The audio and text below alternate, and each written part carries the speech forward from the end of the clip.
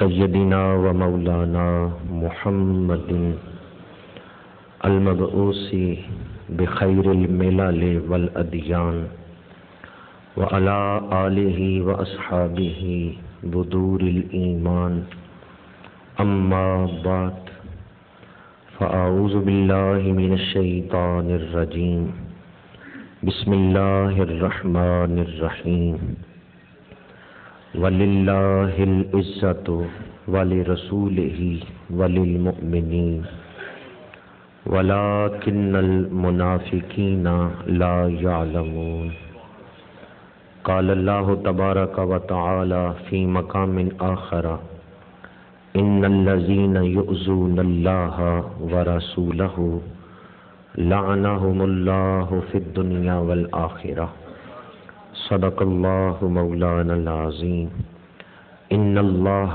وملائکتہ یصلون علی النبی یا ایہا الذین آمنوا صلوا علیہ وسلموا تسلیما الصلاۃ والسلام علیک یا رسول اللہ وعلی آلک واصحابک یا حبیب اللہ الصلاۃ والسلام علیک یا خطیب الانبیاء والمرسلین وعلی آلک واصحابک یا رحمۃ للعالمین۔ برادران اسلام، اللہ تعالیٰ کا شکر ہے جس نے ہمیں یہ برکتوں والا دن جمعۃ المبارک نصیب فرمایا ہے۔ دعا ہے کہ خالق کائنات آج کے دن نازل ہونے والی رحمتیں ہم سب کو عطا فرمائے۔ آج 19 ذی الحج ہے اور میرا خیال تھا کہ آج میں آپ کے سامنے داماد رسول کامل الحیاء والایمان حضرت سیدنا عثمان غنی رضی اللہ تعالی عنہ کا ذکر مبارک کروں گا، کیونکہ آپ کی شہادت 18 ذی الحج کو ہوئی، لیکن میں اس موضوع پر گفتگو نہیں کر رہا۔ جب میں یہاں آ رہا تھا تو مجھے کئی احباب نے اس موضوع پر بار بار ایک مسئلہ پوچھا ہے۔ وہ کہتے ہیں کہ ہمارے ملک میں ایک بحث چل پڑی ہے اور الیکٹرانک میڈیا اس میں بڑا حصہ لے رہا ہے کہ یہ کہاں لکھا ہوا ہے گستاخ رسول واجب القتل ہے، اور ہمارے گورنر صاحب اور صدر صاحب ایک گستاخ کو معافی دینے کی تحریک میں شامل ہو گئے ہیں۔ تو آج میں آپ کے سامنے اسی موضوع پر گفتگو کروں گا کہ گستاخ رسول واجب القتل ہے۔ اللہ تعالیٰ نے قرآن مجید میں ارشاد فرمایا وَلِلَّهِ الْعِزَّةُ وَلِرَسُولِهِ وَلِلْمُؤْمِنِينَ۔ اسلام عزتوں کا محافظ ہے۔ اسلام کسی کی عزت خراب کرنے کی اجازت نہیں دیتا۔ اسلام کے نزدیک ایک عام مسلمان بھی عزت والا ہے، اور ایک عام مومن جو ہے اس کی عزت بھی ضروری ہے۔ اسی لیے شریعت اسلامیہ میں کسی کو گالی دینا گناہ ہے۔ گالی دینے والے کو عذاب کی وعید سنائی گئی ہے۔ غیبت کرنا گناہ کبیرہ ہے، اور غیبت کرنے کو اتنا بڑا گناہ کہا گیا کہ جیسے کوئی اپنے مردہ بھائی کا گوشت کھا رہا ہے۔ اور غیبت کیا ہے کہ کسی کی پشت کے پیچھے اس کا وہ عیب بیان کرنا جو اس میں موجود ہے، وہ عیب جو اس میں موجود ہے اسے پس پشت بیان کرنا، یہ غیبت ہے۔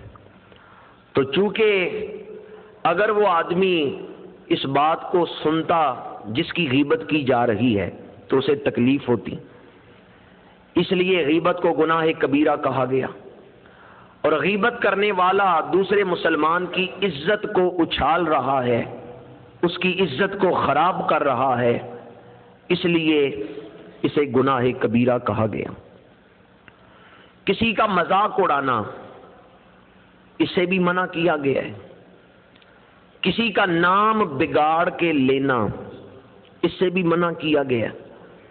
جو کسی کا نام ہے اسی طرح اس کو بلایا جائے، اور اگر کوئی نام بگاڑ کے لیتا ہے تو اس پر حضور نے ناراضگی کا اظہار فرمایا۔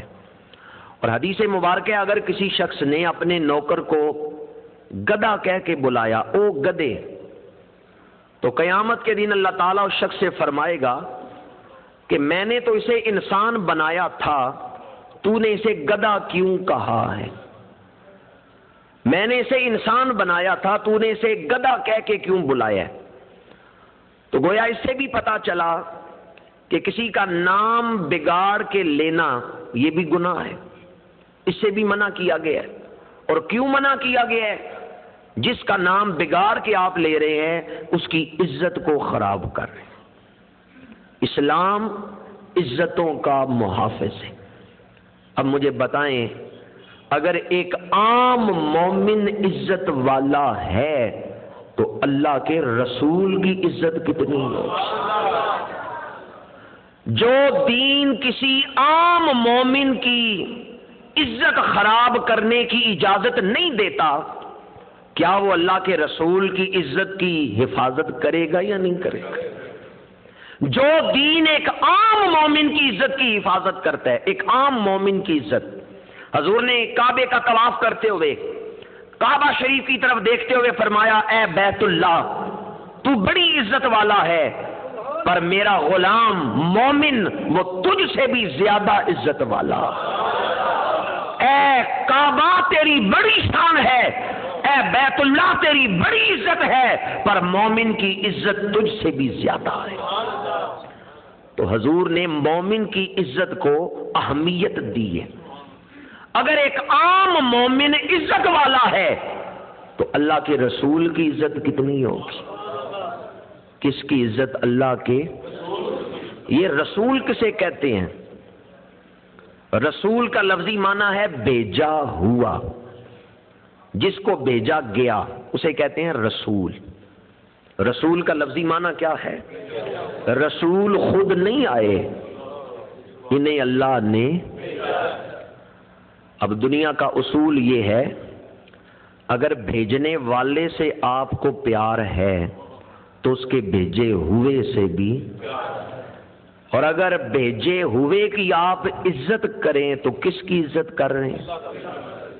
بھیجنے والے کی۔ دنیا کا اصول ہے، اگر بھیجے ہوئے کی عزت کریں تو بھیجنے والے کی عزت، اور اگر بھیجے ہوئے کو اذیت دیں، جو قاصد بن کے آیا ہے، کسی کا بھیجا ہوا آیا ہے، آپ اس کی توہین کریں، بے عزتی کریں، اس کو اذیت دیں، تو کس کی بے عزتی کر رہے ہیں؟ بھیجنے والے کی۔ بلا تشبیہ ولا تمثیل۔ جو رسول کا ادب کر رہا ہے وہ اللہ کا ادب کر رہا ہے، اور جو رسول کی بے ادبی کر رہا ہے وہ اللہ کی توہین کر رہا ہے۔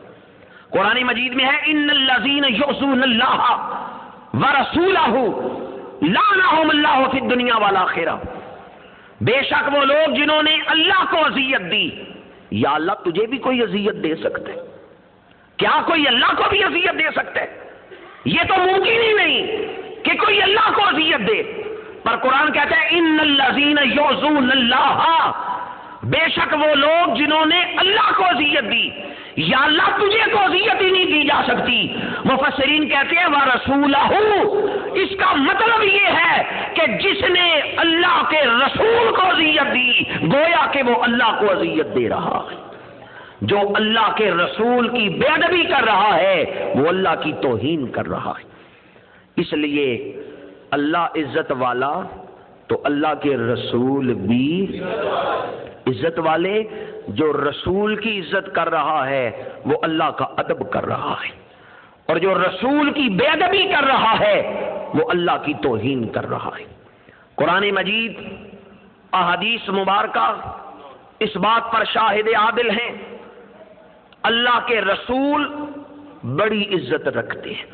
سارے رسول، حضرت آدم سے لے کے امام الانبیاء تک جتنے اللہ کے رسول دنیا میں آئے ہیں وہ سارے عزت والے ہیں، وہ سارے شان والے ہیں، پر یاد رکھیں سارے نبیوں سے زیادہ میرے اور آپ کے آقا کی عزت اور شان۔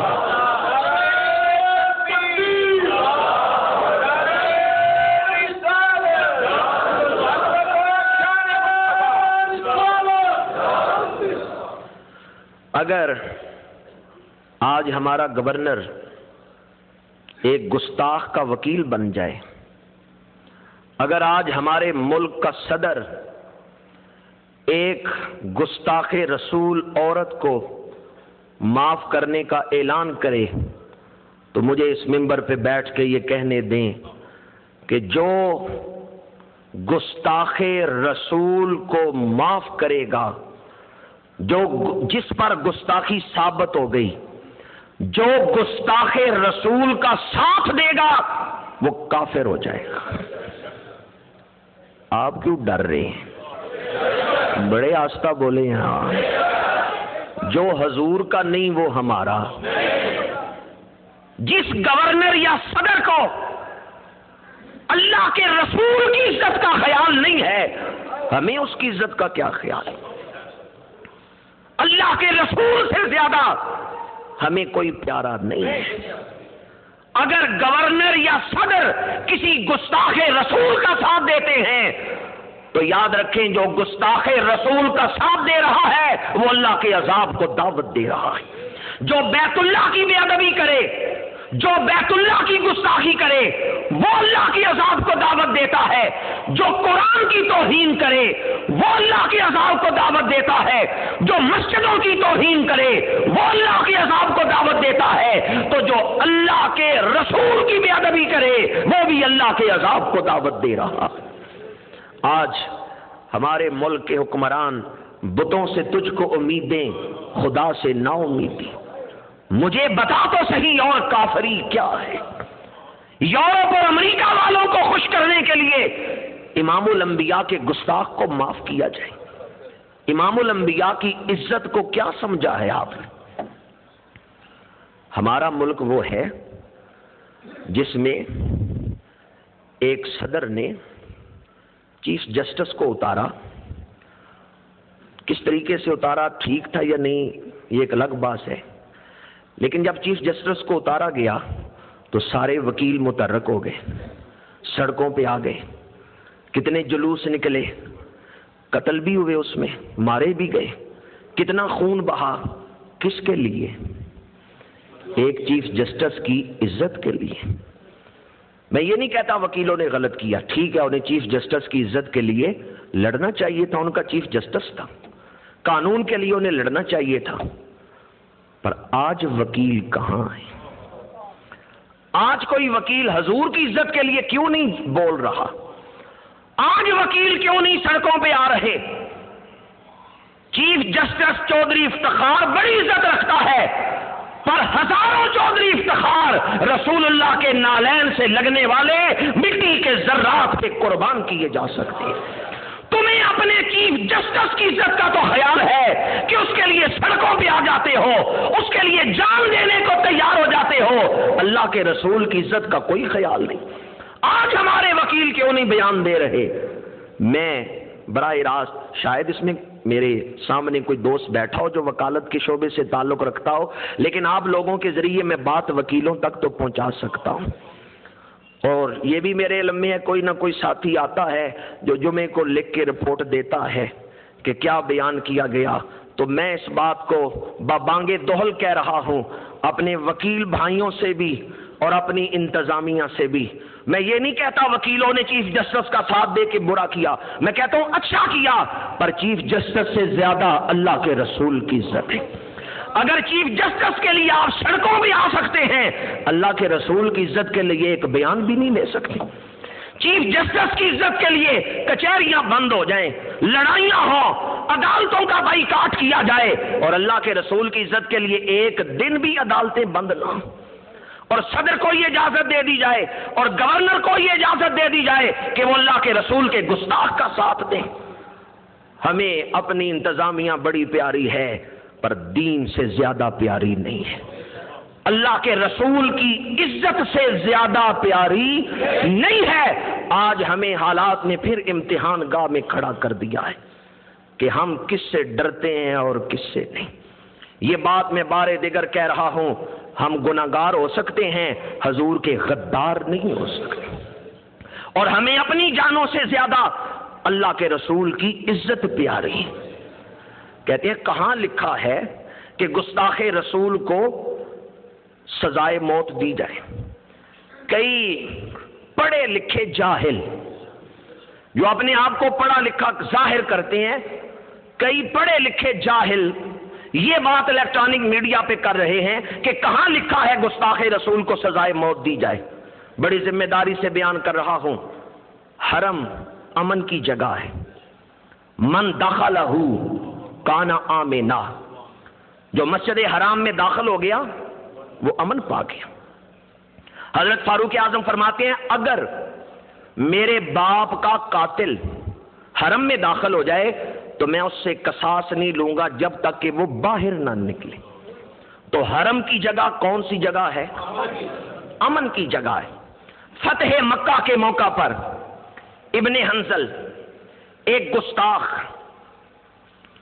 جس نے حضور کے ساتھ بڑی دشمنی کی تھی، فتح مکہ سے پہلے اس نے 2 لونڈیاں منگوائی تھی جو رقص کرتی تھی، ناچتی تھی، اور معاذ اللہ حضور کے خلاف گیت گاتی تھی، ہجو پڑھتی تھی، اور یہ ابن حنظل حضور کے خلاف بولتا تھا، تقریریں کرتا تھا حضور کے خلاف، اور حضور کی گستاخی کرتا تھا۔ جب مکہ فتح ہوا، ابن حنظل دوڑا ہوا حرم میں آیا، مسجد حرام میں داخل ہوا، دیوار کعبہ کے ساتھ اپنی چھاتی لگا دی، اپنا سینہ اس نے کعبے کی دیوار کے ساتھ لگایا، اپنے بازو اس نے کعبے کی دیوار کے ساتھ لگائے ہوئے، چمٹا ہوا ہے کعبے کی دیوار کے ساتھ۔ اب حرم امن کی جگہ ہے، اور جو کعبے کی دیوار سے چمٹا ہوا ہو وہ تو امن والی جگہ میں ہے۔ صحابہ نے عرض کیا یا رسول اللہ صلی اللہ علیہ وسلم، یہ وہ گستاخ ہے جو آپ کی بے ادبی کرتا تھا، پر حرم میں گیا ہے، یا رسول اللہ اب اس کے لیے کیا حکم ہے؟ حضور نے فرمایا اقتلوہ، اقتلوہ۔ یہ الفاظ ارشاد فرما کے حضور نے بتا دیا کہ جو گستاخ رسول ہے اگر وہ کعبے کے ساتھ بھی چمٹ جائے پھر بھی اس لائق ہے کہ اسے قتل کر دیا جائے۔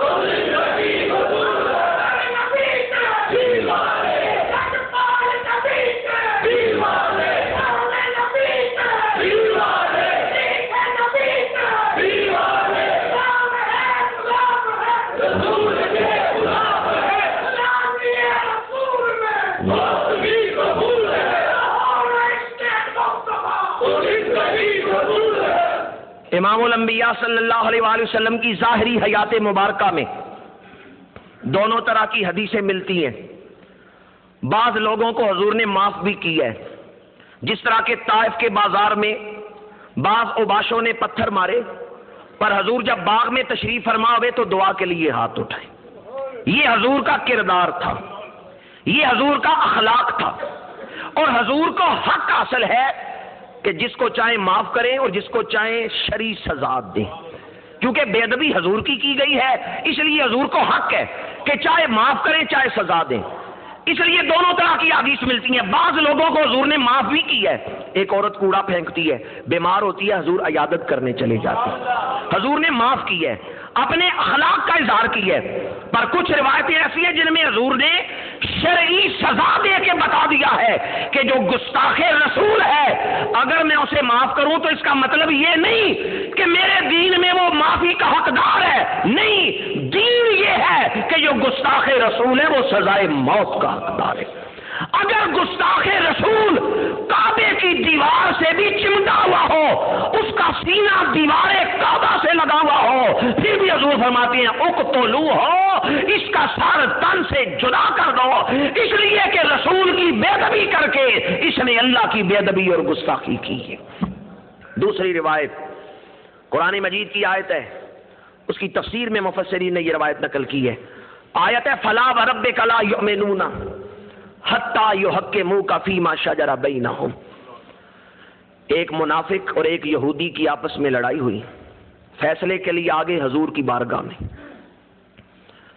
حضور نے فیصلہ دونوں کی بات سن کے فیصلہ یہودی کے حق میں کر دیا۔ بارگاہ نبوت سے باہر نکلے تو یہودی خوش تھا کہ میرا حق تھا، میرے حق میں فیصلہ ہو گیا، اور حیران تھا کہ یہ جو مسلمان نما شخص ہے اس کے نبی نے حق کا فیصلہ میرے حق میں دے دیا، اور یہ نہیں دیکھا کہ جو بظاہر کلمہ پڑھنے والا ہے وہ ان کا نام لے رہے ہیں۔ یہودی حضور کی عظمت اور انصاف سے متاثر ہوا، باہر نکلے تو وہ مسلمان نما شخص جو اندر سے منافق تھا وہ یہودی سے کہنے لگا حضور نے تو فیصلہ تمہارے حق میں کر دیا ہے پر مجھے منظور نہیں، چلو صدیق اکبر کے پاس چلتے ہیں۔ حضرت صدیق اکبر کے پاس آ گئے، فیصلہ کروایا۔ حضرت صدیق اکبر کو نہیں بتایا کہ حضور کے پاس سے بھی ہو کے آئے، پر حضرت صدیق اکبر نے بھی فیصلہ اس یہودی کے حق میں کر دیا۔ حضرت صدیق اکبر نے بھی وہی فیصلہ کیا جو حضور نے کیا تھا۔ وہاں سے نکلے تو وہ مسلمان نما شخص جو اندر سے منافق تھا وہ یہودی سے کہنے لگا مجھے صدیق اکبر کا فیصلہ بھی پسند نہیں، چلو فاروق اعظم کے پاس چلتے ہیں۔ حضرت فاروق اعظم کے گھر آئے، دروازے پہ دستک دی، آپ باہر نکلے، پوچھا کدھر آئے ہو؟ اس منافق نے ساری بات سنائی اور کہنے لگا فیصلہ کریں۔ یہ نہیں بتایا حضور کے پاس اور حضرت صدیق اکبر کے پاس ہو کے آئے، بات سنائی اور کہنے لگا فیصلہ کریں۔ حضرت فاروق اعظم سوچنے لگے ابھی فیصلہ نہیں کیا کہ وہ یہودی بول پڑا، کہنے لگا فیصلہ کرنے سے پہلے عمر یہ سن لینا کہ ہم حضور کے پاس سے ہو کے آئے اور حضور نے فیصلہ میرے حق میں کیا ہے، پھر یار غار کے پاس بھی گئے ہیں انہوں نے بھی فیصلہ میرے حق میں کیا، پر اس شخص کو دونوں کا فیصلہ قبول نہیں، اس لیے تمہارے پاس لے آیا۔ حضرت عمر نے فرمایا ٹھہر جاؤ میں اندر سے ہو کے آتا ہوں۔ اندر گئے اور تلوار لے کے آئے، دروازے پہ پہنچے تو تلوار فضا میں بلند کی، کہا ہا کذا اقدا من لم یرض باللہ و برسولہ، جو اللہ اور اس کے رسول کے فیصلے پہ راضی نہیں اس کا فیصلہ عمر بن خطاب کی تلوار کرے۔ سر قلم کر دیا، شور مچ گیا۔ اس کے قبیلے والے آئے، انہوں نے حضور کی بارگاہ میں مسئلہ پیش کیا، ہم قصاص چاہتے ہیں۔ یہ مسلمان تھا جسے حضرت فاروق اعظم نے قتل کر دیا۔ حضرت فاروق اعظم عرض کرتے ہیں یا رسول اللہ یہ مسلمان نہیں تھا۔ اس کے قبیلے والے کہتے ہیں یہ کلمہ پڑھتا تھا، یہ مسلمان تھا۔ فاروق اعظم کہتے ہیں اسے اللہ کے رسول کا فیصلہ قبول نہیں، وہ مسلمان کیسے ہے؟ یہ بحث ہو رہی ہے، ابھی حضور نے فیصلہ نہیں سنایا کہ اللہ تعالیٰ نے جبریل امین کے ذریعے آسمانوں سے فیصلہ نازل فرما دیا، فلا وربک لا یؤمنون حتی یحکموک فیما شجر بینہم، فلا وربک، اور قسم ہے آپ کے رب کی جسے آپ کا فیصلہ قبول نہیں وہ مومن نہیں ہو سکتا۔ فلا وربک لا یؤمنون حتی یحکموک فیما شجر بینہم، جب تک اپنے معاملات میں اے رسول آپ کا فیصلہ قبول نہیں کرتے یہ لوگ مسلمان نہیں ہو سکتے۔ حضرت فاروق اعظم کے حق میں یہ آیت مبارکہ نازل ہوئی۔ حضرت فاروق اعظم کی تلوار نے بھی یہ فیصلہ کر دیا جو گستاخ رسول ہے وہ واجب القتل ہے۔ ہماری تاریخ کا ایک عظیم حکمران گزرا ہے سلطان صلاح الدین ایوبی۔ ایوبی کی عیسائیوں کے ساتھ جنگیں ہوتی رہی ہیں، صلیبی جنگیں۔ ایک عیسائی جرنیل نے چند مسلمانوں کو گرفتار کیا اور اپنے دربار میں کھڑا کر کے، لائن میں کھڑا کر کے ان سب کے سر کاٹے۔ جب آخری تک پہنچا تو اس آخری مسلمان نے رحم کی اپیل کی تو وہ عیسائی جرنیل تلوار چلاتے ہوئے کہنے لگا، تم محمد کا کلمہ پڑھتے ہو، بلاؤ محمد کو کہ تمہیں آ کے بچائے، بلاؤ محمد کو کہ وہ آ کے تمہیں بچائے۔ یہ کہہ کے سر قلم کر دیا۔ یہ بات پہنچی سلطان صلاح الدین ایوبی کو، تخت پہ بیٹھا ہوا ہے، اترا، کہنے لگا اب نہیں بیٹھوں گا جب تک اس عیسائی جرنیل کو جواب نہیں دے لوں گا۔ لشکر کو تیاری کا حکم دیا، ادھر لشکر تیار ہو رہا ہے، ادھر سلطان صلاح الدین ایوبی نے اس عیسائی جرنیل کو پیغام بھیجا کہ تو نے حضور کو بلایا ہے، حضور کی تو شان وراء الورا ہے، محمد عربی کا غلام آ رہا ہے، تو نے کہا بلاؤ محمد عربی کو، محمد عربی کا غلام آ رہا ہے، تیار ہو جاؤ، رسول اللہ کا غلام آ رہا ہے۔ سلطان صلاح الدین ایوبی گیا، عیسائی اور مسلمان فوجیں آپس میں ٹکرائی، سلطان صلاح الدین ایوبی جنگ جیت گیا۔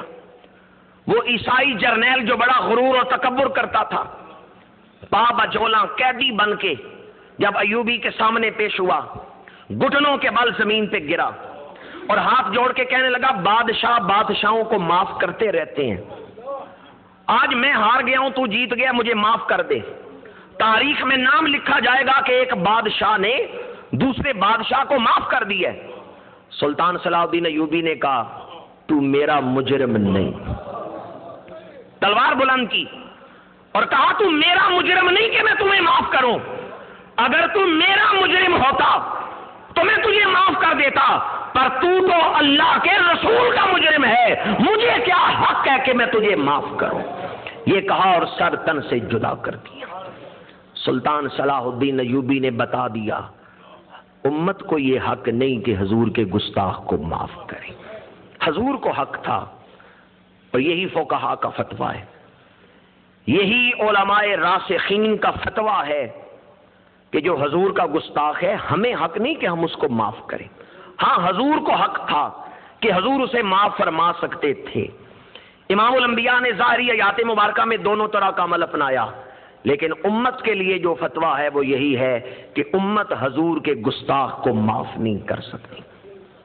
حدیث قدسی ہے، من عاد لی ولیا فقد آذنتہ بالحرب۔ اللہ تعالیٰ فرماتا ہے، جس نے میرے ولی کے ساتھ دشمنی کی، میں رب اسے اعلان جنگ کرتا ہوں۔ کون اعلان جنگ کر رہا ہے اور کس کے دشمن کو؟ یہ بخاری شریف کی حدیث ہے، حدیث قدسی ہے، من عاد لی ولیا، اللہ فرماتا ہے جس نے میرے ولی کے ساتھ دشمنی کی، فقد آذنتہ بالحرب، میں رب اسے اعلان جنگ کرتا ہوں۔ اگر ولی کا دشمن اللہ کا دشمن ہے تو نبی کے دشمن کی حالت کیا ہوگی؟ مقام کس کا زیادہ ہے، نبی کا یا ولی کا؟ نبی کا۔ ولی تو نوکر ہے نبوت کا، جو ولی ہے وہ تو نبوت کا نوکر ہے، نبی کا نوکر ہے۔ اگر ولی کی شان یہ ہے کہ اللہ تعالیٰ اس کی عزت کی حفاظت فرما رہا ہے، اور اللہ تعالیٰ فرماتا ہے جو ولی کا دشمن ہے وہ میرا دشمن ہے، میں اسے اعلان جنگ کر رہا ہوں، تو نبی کے دشمن کی حالت کیا ہوگی؟ اس کے ساتھ بدرجہ اولا اللہ کا اعلان جنگ ہے یا نہیں؟ اور اب آپ مجھے دل تھام کے بتائیں، جسے اللہ اعلان جنگ کرے آپ لوگوں کی دوستی تو نہیں؟ جسے اللہ کہے میرا اس سے اعلان جنگ ہے، کوئی جرت کرے گا اسے دوستی کرنے کی؟ جس کے بارے میں اللہ فرمائے فقد آذنتہ بالحرب، یہ میرے ولی کا دشمن ہے، میں اسے اعلان جنگ کرتا ہوں۔ جسے اللہ اعلان جنگ کرے، اگر آپ میں سے کوئی اللہ کے دشمن سے دوستی کرے گا تو گویا اللہ سے دشمنی کر رہا ہے۔ آج اگر کوئی نبی کے گستاخ سے دوستی کرے اور کہے میں اسے بچاؤں گا، اور معاذ اللہ ثم معاذ اللہ بیان دے کہ یہ کالا قانون ختم ہونا چاہیے، یہ کالا قانون ختم ہونا چاہیے. ہزاروں لعنتیں ہوں ایسے شخص پر جو قرآن اور حدیث کے قانون کو کالا قانون کہے. نبی کی عزت کا محافظ قرآن اور حدیث ہے. اور ہمارے صدر صاحب کہتے ہیں یہ فلاں سن میں پاکستان کے آئین میں قانون بنا ہے، اس سے پہلے نہیں تھا. آئین میں نہیں تھا، قرآن اور حدیث میں تو تھا. پاکستان کے آئین میں نہیں تھا لیکن قرآن اور حدیث میں تو یہ قانون موجود تھا. ہمارے لیے یہ دلیل تو نہیں کہ آئین میں کیا ہے، ہمارے لیے دلیل یہ ہے قرآن اور حدیث میں کیا ہے. قرآن اور حدیث میں تو یہ قانون موجود تھا، آئین میں بعد میں بنا ہے، بعد میں سے قانون کا درجہ پاکستان کے آئین میں دیا گیا ہے، لیکن قرآن اور حدیث میں اللہ نے تو اسے قانون بنا دیا ہے. اللہ نے تو نبی کی عزت کی حفاظت کا حکم دیا ہے. حضرت مغیرہ بن شعبہ میدان حدیبیہ میں عبداللہ بن مسعود ثقفی کے پیچھے کھڑے ہیں اور یہ مشرکین مکہ کا سفیر بن کے آیا عبداللہ بن مسعود ثقفی. حضور سے گفتگو کرتا ہے تو اپنا ہاتھ بڑھاتا ہے حضور کی ریش مبارک کی طرف، حضور کی ریش مبارک کی طرف ہاتھ بڑھاتا ہے بات کرتے ہوئے. حضرت مغیرہ بن شعبہ نے تلوار بے نیام کی، کہا ہو عبداللہ بن مسعود ثقفی اب تیرا ہاتھ میرے نبی کی ریش کی طرف نہ اٹھے. اب اگر تو نے ہاتھ حضور کی ریش مبارک کی طرف اٹھایا تو یہ ہاتھ واپس نہیں جائے گا، میں بازو سے جدا کر دوں گا. عبداللہ بن مسعود ثقفی پیچھے مڑا، کہنے لگا کون ہے جو میرا ہاتھ کاٹنے کی بات کر رہا ہے؟ مغیرہ بن شعبہ نے کہا میں ہوں حضور کا غلام. عبداللہ بن مسعود ثقفی نے کہا تیرے اوپر تو میرے بڑے احسان ہیں، فلاں وقت میں نے تیری مدد کی تھی اور تجھے دنیا کی سزا سے بچایا تھا. مغیرہ بن شعبہ نے کہا تو نے دنیا کی سزا سے بچایا ہے، یہ وہ رسول ہیں جنہوں نے دوزخ کی سزا سے بچا لیا ہے. عبداللہ بن مسعود مجھے اللہ کے رسول سے پیار ہے، کسی کافر سے پیار نہیں ہے. تو کافروں کا نمائندہ بن کے آیا ہے، سفیر بن کے آیا ہے، اور حضور کی عزت سے مجھے کوئی زیادہ پیارا. صحابہ کا یہ عقیدہ تھا رشتے تمام توڑ کے سارے جہاں سے ہم وابستہ ہو گئے ہیں تیرے آستاں سے ہم. صحابہ کو سب سے زیادہ اپنے جان اور مال سے زیادہ اللہ کے رسول کی عزت پیاری. ہمارے ملک میں عزت رسول کی حفاظت کے لیے قانون بنا 295 ABC. یورپ اور امریکہ کو اس کی تکلیف ہے، وہ اس کو ختم کرنا چاہتے ہیں. بڑی آپ کی توجہ چاہوں گا، یہ جو قانون ہے یہ حضور کی عزت کی حفاظت کرتا ہے تو حضرت عیسیٰ کی عزت کی بھی حفاظت کرتا ہے. یہ حضرت موسیٰ کی عزت کی بھی حفاظت کرتا ہے. وہ خنزیر کا گوشت کھانے والوں کو نہ اپنی ماں کی عزت کا کوئی خیال ہے اور نہ اپنے نبی کی عزت کا کوئی خیال. یہ مسلمان ہیں جو اپنی ماں کا بھی ادب کرتے ہیں، اپنے دین کا بھی ادب کرتے ہیں. وہ جو خنزیر کا گوشت کھانے والے ہیں انہیں نہ اپنی ماں کی عزت کا کوئی خیال آتا ہے اور نہ حضرت عیسیٰ یا حضرت موسیٰ کی عزت کا کوئی خیال. یہودی حضرت موسیٰ کا کلمہ پڑھتے ہیں، عیسائی حضرت عیسیٰ کا کلمہ پڑھتے ہیں. ہم مسلمان حضرت موسیٰ حضرت عیسیٰ کو اللہ کا رسول مانتے ہیں، کلمہ امام الانبیاء کا پڑھتے ہیں. ہم حضرت موسیٰ اور حضرت عیسیٰ کی بھی عزت کا درس دیتے ہیں. ہمارے نزدیک جو حضرت موسیٰ کا بے ادب ہے وہ بھی کافر ہے، جو حضرت عیسیٰ کی بے ادبی کرتا ہے وہ بھی کافر ہے. پاکستان کے آئین میں جو قانون بنایا گیا ہے وہ حضرت عیسیٰ کی بھی حفاظت کرتا ہے، وہ حضرت موسیٰ کی بھی حفاظت کرتا ہے. ان یورپ کے بدقسمت لوگوں کو جنہیں اپنے نبی کی عزت کا خیال نہیں، وہ چاہتے ہیں ہم بھی اسی طرح کے ہو جائیں. شاید آپ کے علم میں ہو ان یورپ والوں نے حضرت عیسیٰ پر بھی ایک فلم بنائی تھی اور اس میں بھی معاذ اللہ انہوں نے حضرت عیسیٰ علیہ السلام کی بے ادبی کی. حضرت موسیٰ علیہ السلام کے حوالے سے فلم بنائی اور اس میں حضرت موسیٰ علیہ السلام کی بے ادبی کی.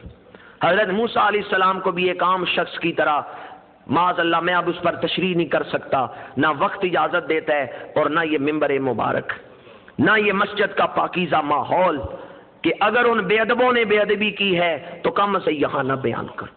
جنہیں اپنے نبی کی عزت کا خیال نہیں وہ ہمیں بھی ایسا بنانا چاہتے ہیں، لیکن ہم گناہگار ہو سکتے ہیں اپنے نبی کے غدار. انہیں پتہ ہی نہیں مسلمان کتنا پیار کرتے ہیں اپنے نبی سے.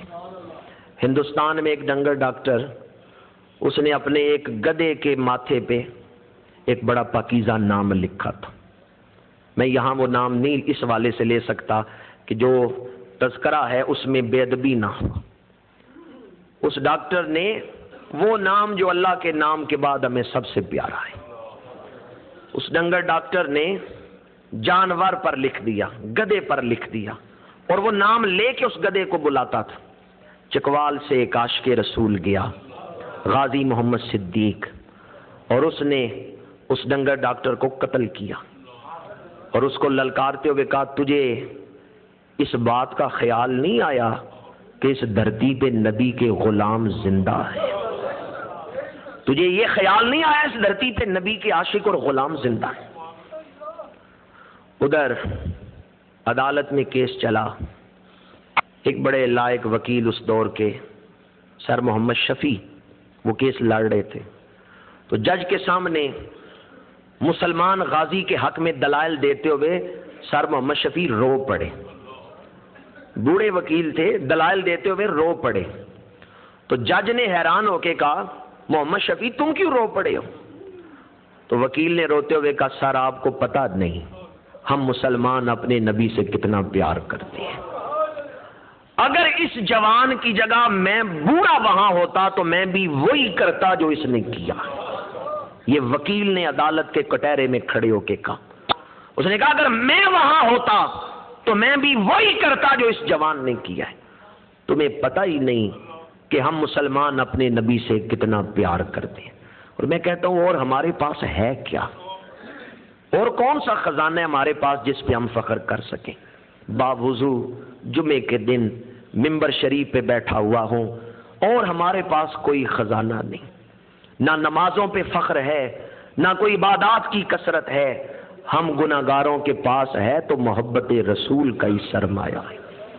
یہ دولت بھی حکمران ہم سے چھیننا چاہتے ہیں اور ہمیں ایسا بنانا چاہتے ہیں کہ حضور کی کوئی بے ادبی کرے اور ہمیں پرواہ ہی نہ ہو. آج کا یہ اجتماع اس فیصلے کی پرزور مذمت کرتا ہے کہ اگر کوئی گستاخ رسول کا ساتھ دے گا ہم اس کی بھرپور مذمت کرتے ہیں. کیا میری بات کی آپ تائید کرتے ہیں؟ ہم اپنے گورنر اور صدر صاحب کو یہ بات پہنچانا چاہتے ہیں اگر کوئی گستاخ رسول کا ساتھ دے گا تو اس کا ہمارے ساتھ کوئی تعلق نہیں ہے. جسے حضور کی عزت کا خیال نہیں ہے ہمیں بھی اس کی عزت کا کوئی خیال. اور آج کا یہ اجتماع مطالبہ کرتا ہے کہ جو گستاخ رسول ہے، جس میں گستاخی رسالت کا جرم ثابت ہو جاتا ہے، اسے قرار واقعی سزا دی جائے. کیا آپ میرے اس مطالبے کی تائید کرتے ہیں؟ جو مجرم ہے اسے سزا دی جائے. اللہ تعالی ہمیں اپنے آقا سے وفا کی توفیق عطا کرے. کی محمد سے وفا تو نے تو ہم تیرے ہیں، یہ جہاں چیز ہے کیا لوح و قلم. وقت اجازت نہیں دیتا ورنہ دل تو اپنے حکمرانوں کے رویے سے زخمی ہے اور کئی ایسے دکھی احساس ہیں جو آپ تک پہنچانا چاہتا تھا، لیکن وقت کے دامن کو دیکھتے ہوئے انہی الفاظ پہ اپنی گفتگو کو سمیٹوں گا. ہماری ماؤں نے ہمیں گھٹی میں یہ بات پلائی ہے، میں وہ سنی ہوں جمیل قادری مرنے کے بعد میرا لاشا بھی کہے گا الصلاۃ والسلام.